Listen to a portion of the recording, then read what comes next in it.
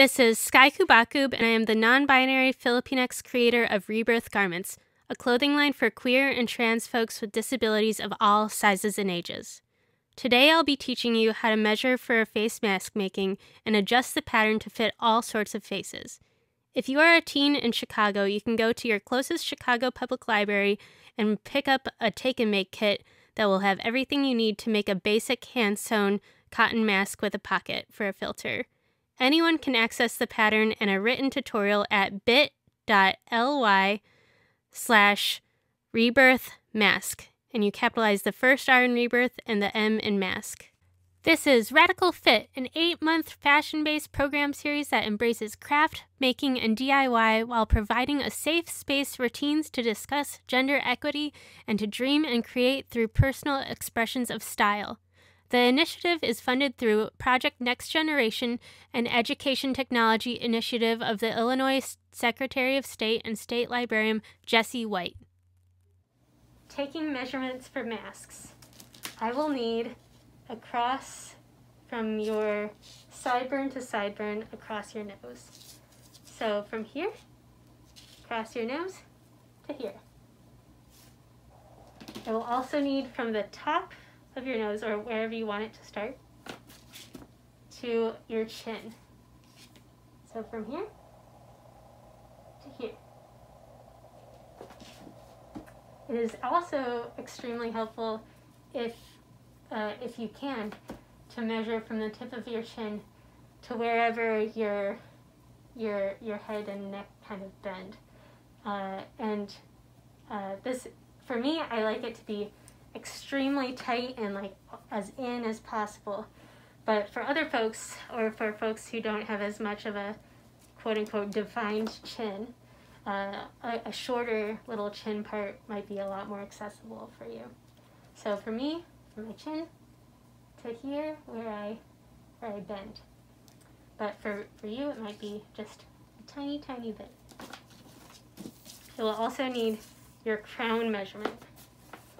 That is this. Now, if you don't have a measuring tape, and I have a really nice one that's very long, you can always use a phone charger or anything string-like that isn't stretchy. And you can use that to measure, and then you hold where the ends are, and then you just hold it against a yardstick or a ruler, and that's a great way to be able to measure yourself if you don't have a tape measure. Now that you've measured yourself for your mask, you're going to translate those measurements into the pattern.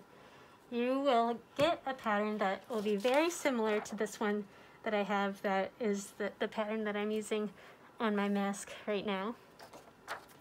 And I'm going to teach you how to adjust it to your own size. So here is an example of many different sizes. This is the one that I'm wearing, and the nose has a little hill, and so that's how you know that's the top of your pattern, and the bottom is straight across. And on both the nose and the chin, there's going to be a dart. So here you can see that there's a little dart here, and there's a little dart here. So that means that if this is the center of my pattern, it's going to be kind of like this. This is like slightly how it will be. Although the sides, these little notches here, which you won't have bitten out notches, but you'll have drawn ones. And that'll teach you where to do the pleats. So that's this part of the mask. And that creates a little bit more space. So here's like a smaller version. This one's really good for kids. And so to make the smaller version, I made it 1/2 inch smaller on each side, and then I made it shorter.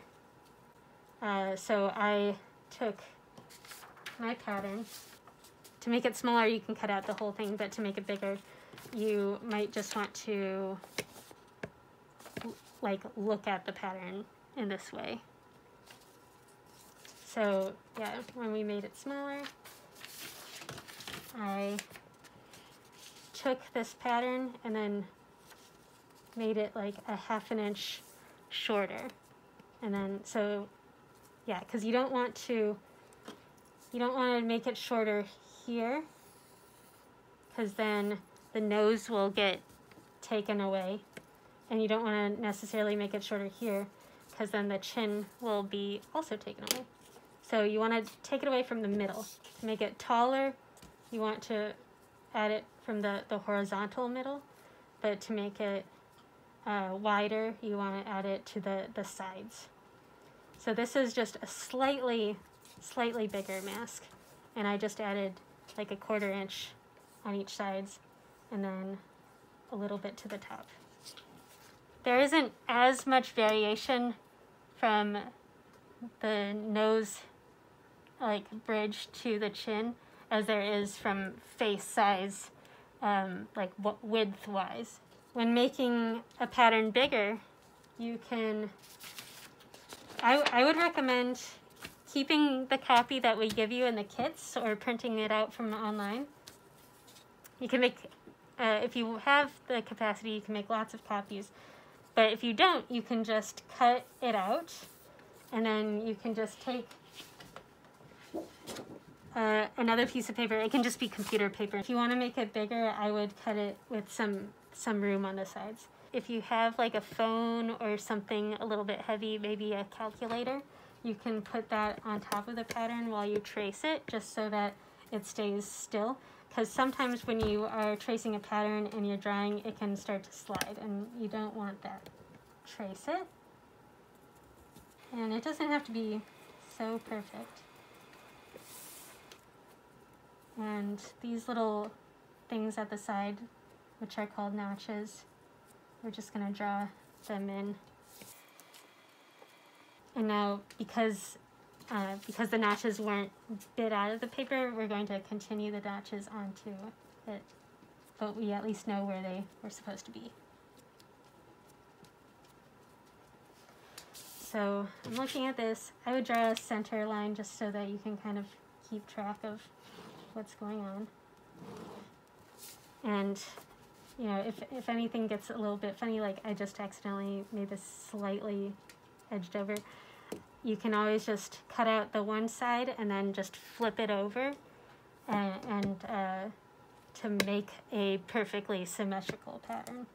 But you want to say that this is the center front, so you can mark it with a CF or right center front, and we're going to mark it with what the grain line is going to be.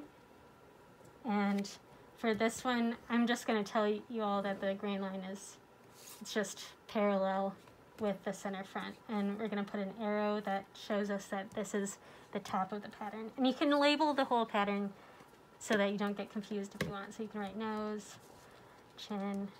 I mean, this will all be on the pattern that you get, but you can, it's good to relabel each pattern you make. And it's also good to put whatever date it is, because sometimes you make a bunch of different versions.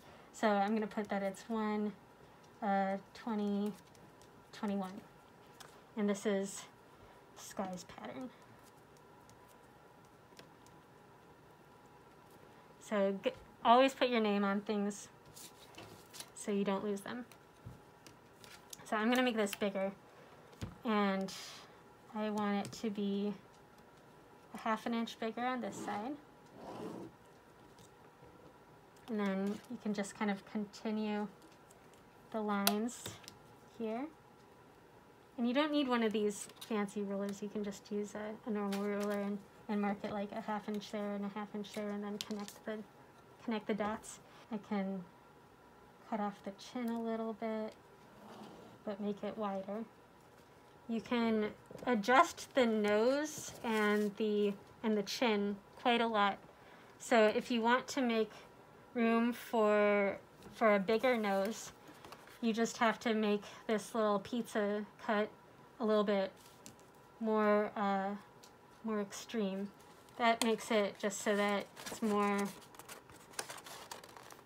farther away from your face than if you are like this. This is like pretty close to your face.